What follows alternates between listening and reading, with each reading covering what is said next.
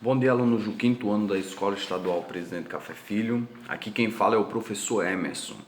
Nossa aula de hoje é de História e nós vamos fazer uma pequena revisão aí sobre alguns assuntos que a gente vem discutindo no longo dos dias.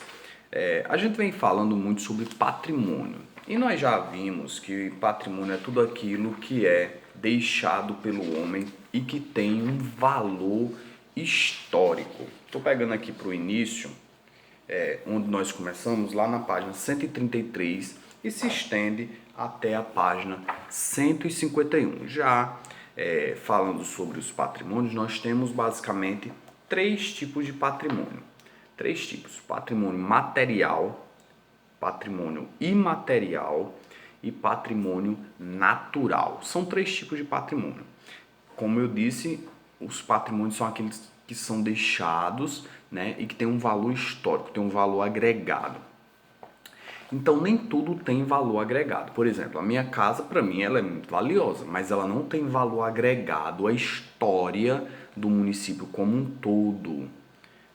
Deixa eu colocar melhor. Ela tem valor histórico, porque ela faz parte da história do município, mas ela não tem um valor histórico marcante.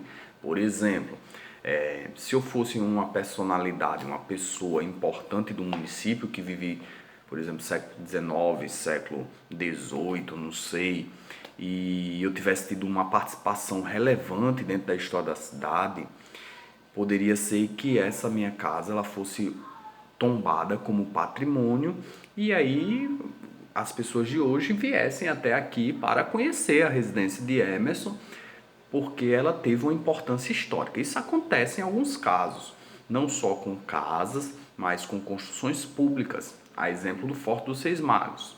É um patrimônio público, inclusive, e tem valor histórico agregado. Qual é o valor histórico agregado?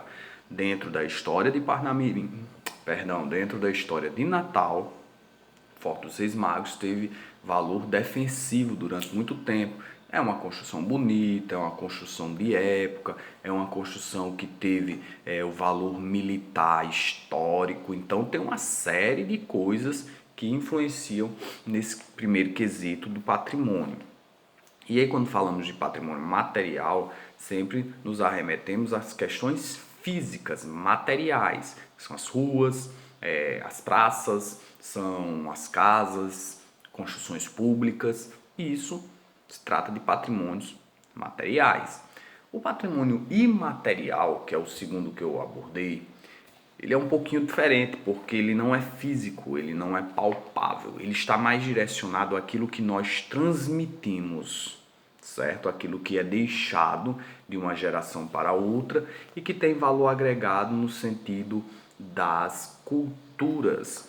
Então, tenham em mente que o Brasil é um país multicultural, que vieram dos portugueses, indígenas, africanos e uma série de outros povos vindos da Europa e da Ásia.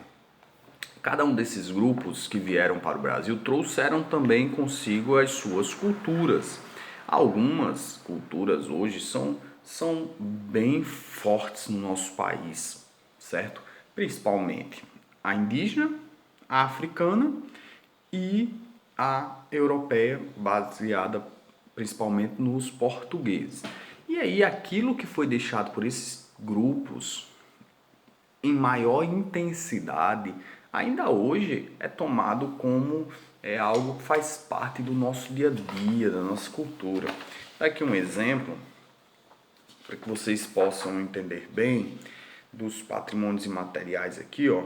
Eu tenho lutas, página 142, que se fosse falar na luta brasileira, que faz parte do nosso patrimônio, seria capoeira. Quem é que não conhece? Capoeira e a história dela ligada à questão dos escravos na época colonial e um período da época imperial. Período não, né? Quase todo o período imperial. Então, a capoeira faz parte do nosso patrimônio material, né? E por último, o patrimônio natural, que se trata das questões voltadas à natureza. Esse é o mais simples de compreender, porque ele não sofre, ele não sofreu, na verdade, nenhuma interferência humana e ele tem valor agregado para uma região por ter